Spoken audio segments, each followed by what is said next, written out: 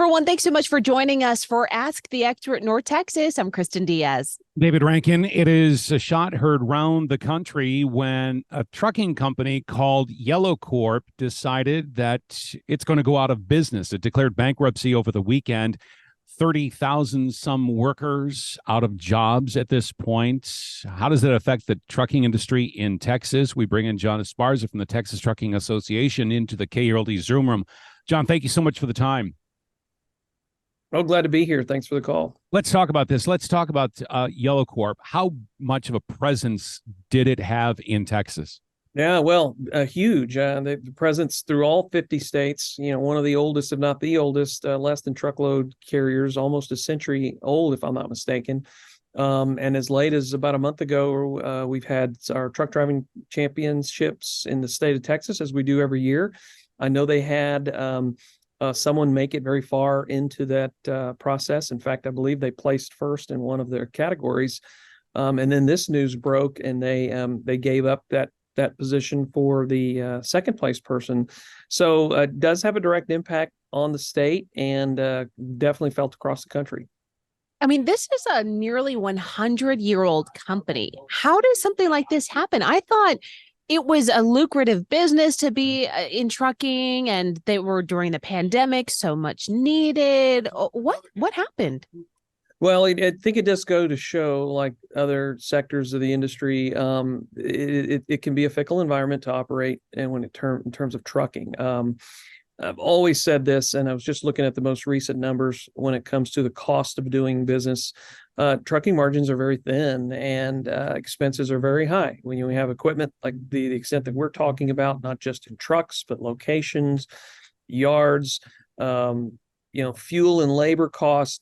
Yeah, it sounds like, oh, woe is me. But when it does come to moving freight across the country, the margins are definitely thin in the trucking industry, and there's not a lot of room for error.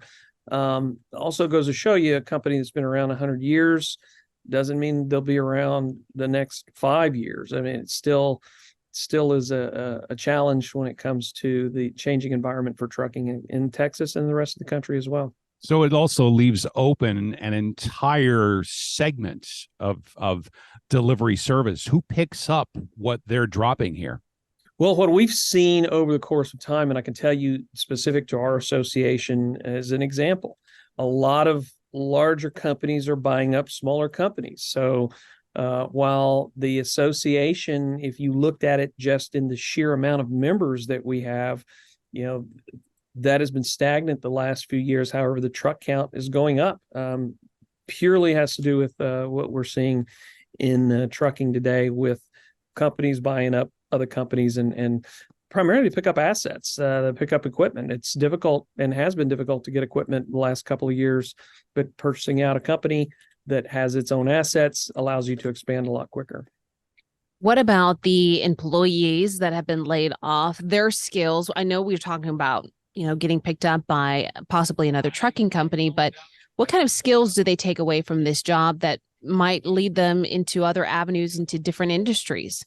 Well, the good news for them is, we are looking at a period of time in which we are in a great need for all areas of trucking, not just drivers. I mean, if we talk just about the drivers alone, you're talking about a nationwide deficit of 70,000 plus. I think the most recent number in the last 6 months had it just at 80, and now it's down to 76. So you're seeing just a little bit of a lull there, but it's been consistently rising, and projections to be by 2035 into 125, 130,000 as a need. So when we talk about 30,000 employees that Yellow has, I better bet that they're going to get picked up, and I'm confident that it's just a matter of process. I know our national organization, which we support and work closely with, instituted a website, trucking.org/job seekers. It's a place where they can go, any employee, whether you're a driver, dock worker, a mechanic in the sales industry, admin, dispatch, you can petition your experience through this position, and you've got other members nationally going to that site to hopefully help with job placement. This had been known that it could be coming for months and months. What could they have done to avoid declaring bankruptcy and disrupting these lives? Well, cash infusion, when it comes to these things, when watching what the stock market had been doing and what their shares have been doing, you can start looking at, well, does anyone, is there an opportunity there for an angel investment? But at the same time, is there opportunity for growth within a company? And you talk about it's been known a little bit of time. I've heard some inklings about it going back even further. So just like any line of industry or any investment, where's the bottom? Well, we found it with Yellow in it, and clearly they did not have an opportunity to come in and try to correct that ship with additional investors prior to the bankruptcy filing.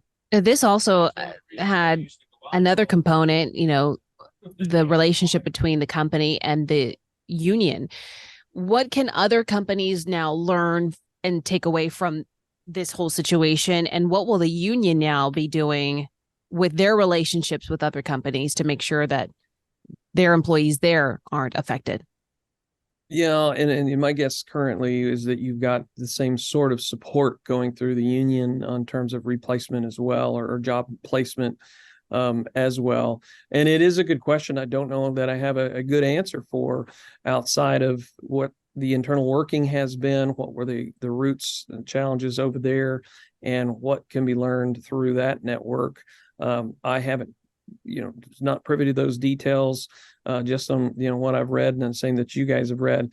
But rest assured, I think that when something like this happens, that there's a lot of folks paying attention to it, and a lot of discussion and study that'll occur as to, what could be learned from this for other companies, perhaps in similar situations or trying to avoid the situation.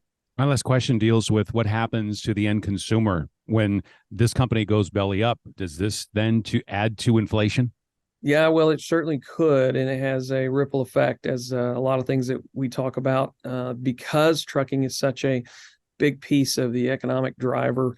You guys probably get tired of hearing me say this. It will have a trickle down effect to to you and I as consumers. Ultimately, one would hope that the job placement, equipment placement, all these things happen very quickly. I know, since there is a market for it, that will occur. And then will the effect of that also, will we feel that come holiday time as well? We're on the cusp of September. That's Christmas for trucking. I mean, you're moving freight that is going to be needed for the Christmas season in September. So this is a real critical time for something like this to happen. That's John Esparza from the Texas Trucking Association. John, thank you so much for the time. Thanks for having me.